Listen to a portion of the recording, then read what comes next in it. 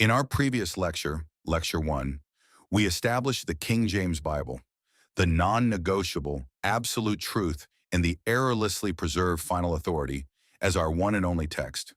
We have grasped the sharpest and most perfect spiritual sword in our hands. However, no matter how exquisite a sword you possess, if you do not know the proper swordsmanship, that blade becomes useless, or worse, it may end up piercing you.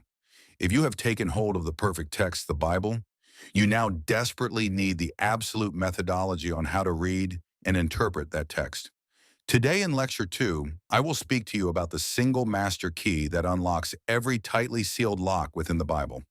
Please look at the verse on the screen. It is 2 Timothy 2:15.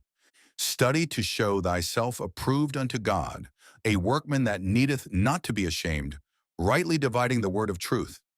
Modern versions have blurred and generalized this phrase, translating it as accurately handling or correctly teaching. However, the King James Bible, containing the precise truth, explicitly commands us to rightly divide it. The only way to study the Bible is not to forcefully lump it all together, but to divide it according to God's divine order. This very concept is the beating heart and the true starting point of dispensationalism.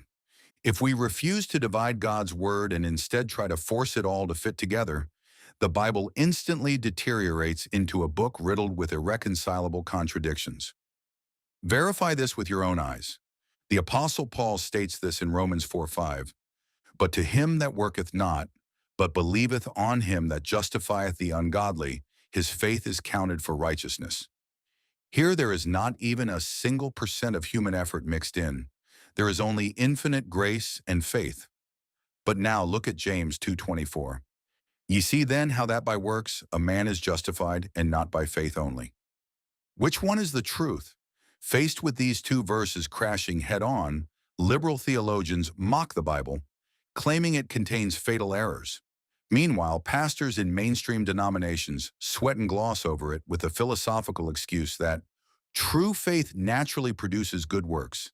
Yet the very phrases worketh not and by works a man is justified are in blatant, indisputable collision.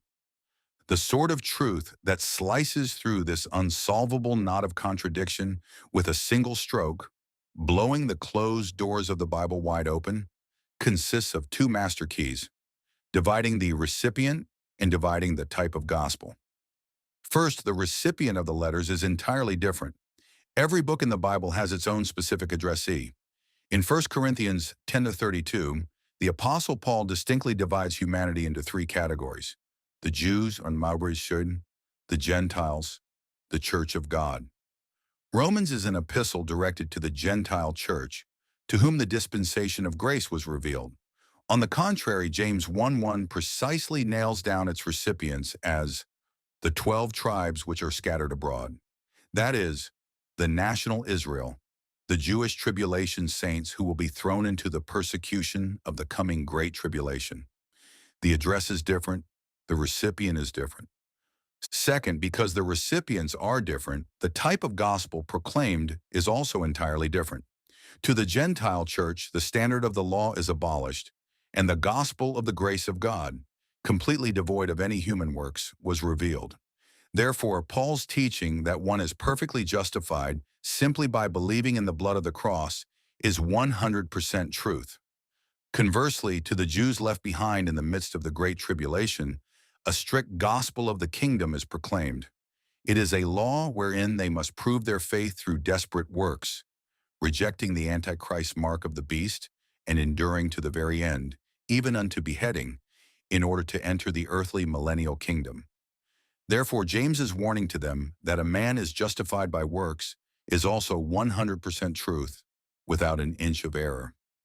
Remember this: the moment we divide the recipient to identify the true owner of the passage and accurately divide the type of gospel demanded of them, the textual collisions vanish without a trace.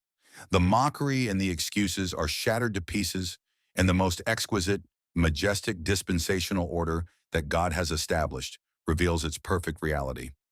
Conversely, the consequence of failing to rightly divide the word, lumping it all together instead, is the severe error of amillennialism, covenant theology, and so-called replacement theology embraced by Presbyterian denominations and others today. They mix the recipients, claiming the Gentile Church is now spiritual Israel. As a result, they steal the physical blessings God promised exclusively to national Israel, such as the land of Canaan, the restitution of all things in the millennial kingdom, claiming them for the church. Yet they conveniently slip away from the curses and the agony of tribulation brought on by disobedience to the law, pushing those off as belonging to Old Testament Israel. Furthermore, they mix the types of gospels.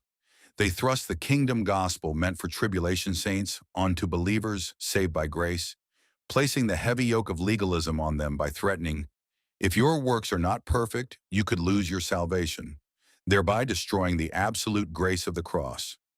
God's word does not shine when it is mixed. Only when it is precisely divided does it break free from arbitrary, subjective human philosophy to finally emit the perfect light of truth. When we begin to discern between the Jews and the Gentile church and rigorously divide the kingdom gospel of works from the grace gospel of faith, the Bible, which had remained tightly locked for centuries, will unfold before us as a living, breathing blueprint of God's great dispensation.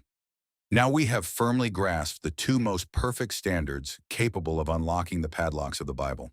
We are ready to unfold the map of truth.